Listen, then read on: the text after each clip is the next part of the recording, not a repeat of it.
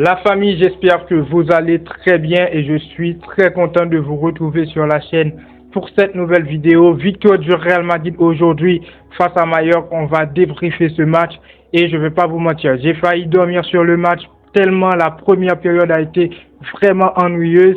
Et je trouve que Carlo Ancelotti nous a bluffé. Au niveau de 11, on va parler de tout cela. Arda Güler qui n'était pas titulaire. Carlo Ancelotti a fait tourner avec un Joselu aujourd'hui que je trouve qui était vraiment inefficace dans son jeu. On va voir tout cela et aussi parler du 11 qu'a aligné Carlo Ancelotti, les choix qu'il a fait et surtout se projeter vers l'avenir parce que le prochain match serait donc face à Manchester City en Ligue des Champions chez Manchester City. Donc n'hésitez pas à me dire ce que vous pensez dans les commentaires concernant ce match du Real Madrid avant un choc face à Manchester City, le match retour. Abonnez-vous si ce n'est pas encore fait, le pouce bleu, on est parti, let's go!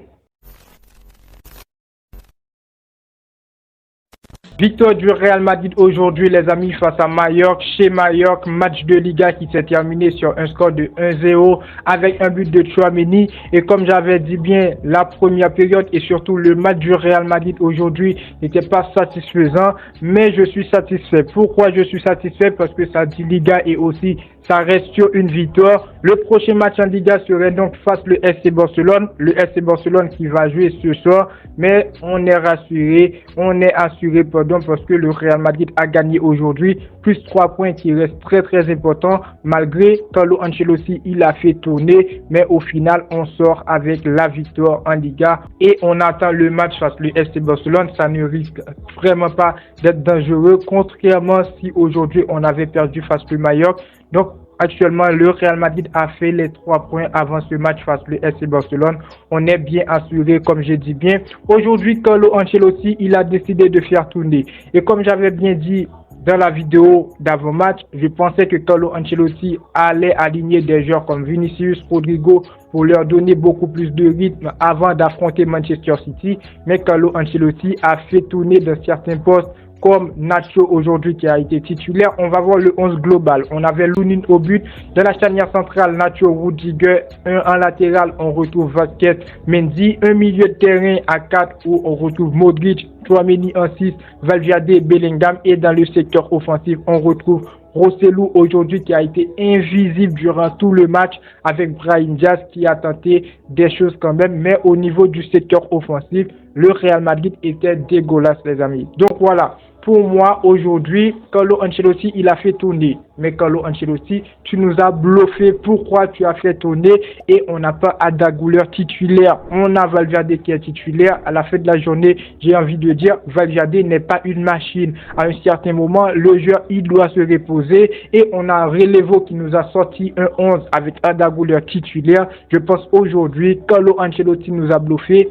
Relevo nous a bluffé. Les médias nous ont bluffé vraiment parce que normalement, moi je croyais à fond, je croyais que Arda Güler, il allait être titulaire dans ce match.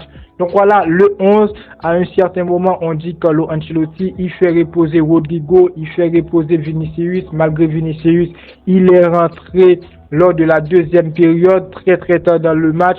Ça, c'est très important et on va voir les changements qui vraiment Vinicius a apporté durant ce match.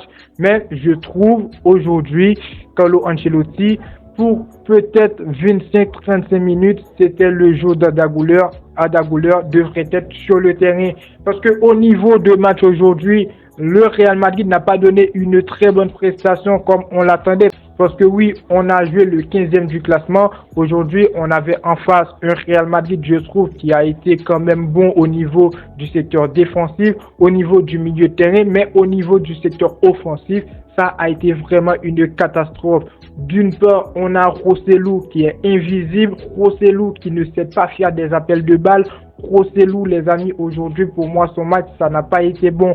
Après, on a Brahim Diaz qui n'hésite pas à dribbler et après, niveau finition, ça n'a rien apporté. Et aujourd'hui, on l'a vu, Modric, il a été à rage, je peux dire, face à Brahim Diaz qui a raté un but. Je me suis dit, comment Brahim Diaz, il a pu rater ce but? Et normalement, je peux le dire, Brahim Diaz, il reste un très bon joueur, mais pour moi, Niveau secteur offensif, aujourd'hui, le Real Madrid n'a pas été bon. Et surtout, on est face à une équipe, le Mallorca, qui a proposé une défense avec 5 défenseurs. On avait bien besoin, depuis la première période, un joueur technique, un joueur très très talentueux comme Vinicius pour percer la défense adverse. Et on l'a vu, Vinicius, qu'il a tenté lors de la deuxième période, malgré on n'a pas marqué, mais on l'a vu et on peut le constater aujourd'hui. Et je le dis très très très très clairement, pour moi, Joselu, dans ce match, il a été nul. Il a été nul, pas bon, zéro. Joselu, pour moi, aujourd'hui, son match n'a pas été bon, les amis, à la place de Vinicius. Donc Vinicius, il est rentré, il a apporté du changement. Camavinga aussi qui est rentré en match, pour moi, Camavinga, il a joué normalement. Après, je peux dire au milieu terrain du Real Madrid, vraiment, on a eu du jeu. On a eu du jeu avec Modric, avec Valverde, Bellingham aussi qui a tenté quelques petits trucs. Et vraiment, je suis très très content de la titularisation de Jude Bellingham aujourd'hui, parce que Jude Bellingham face à Manchester City, il n'a pas beaucoup apporté, et surtout le jeu de Jude Bellingham niveau offensif n'a pas été bon face à Manchester City. Mais aujourd'hui, on peut dire Jude Bellingham, il a joué, il va reprendre de la confiance, avoir beaucoup plus de rythme pour être présent et très très fort face à Manchester City. En tout cas, je le souhaite, les amis. Après, quel joueur encore pour moi, les amis, qui n'a pas été après au niveau du secteur défensif, comme j'ai dit bien, la titularisation de Nacho aujourd'hui. Nacho qui a touché quelques ballons, il a été très simple dans son jeu. Et ça me pousse à me demander, est-ce que Militao, qui est rentré en fin de match, va être titulaire face à Manchester City? C'est un très très grand nom, parce que Militao, il n'a pas eu beaucoup de temps de jeu. Maintenant, on peut s'attendre avec une défense face à Manchester City, avec Nacho, Rudiger.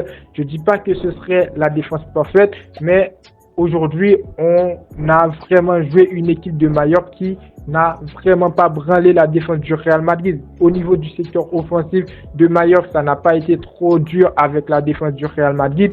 Mais cette défense, quand même, avec Nacho en tant que central, les amis, ça me fait peur pour affronter Manchester City.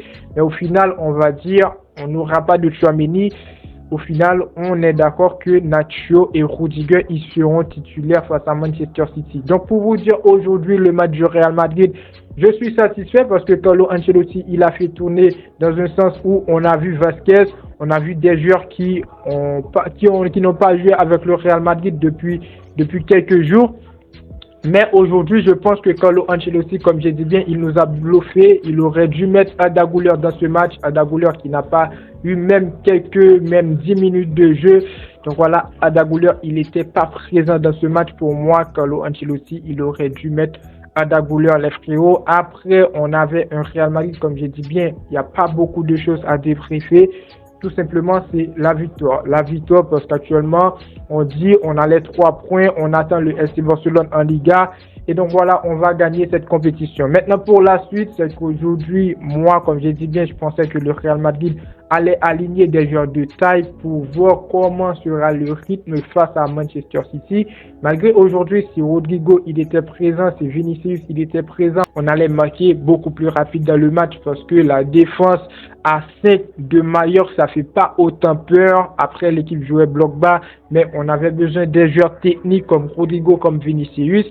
Mais pour moi, je dis aujourd'hui, ils ont pris un peu de repos. Vinicius qui n'a pas joué la première période, Rodrigo qui n'a pas joué le match.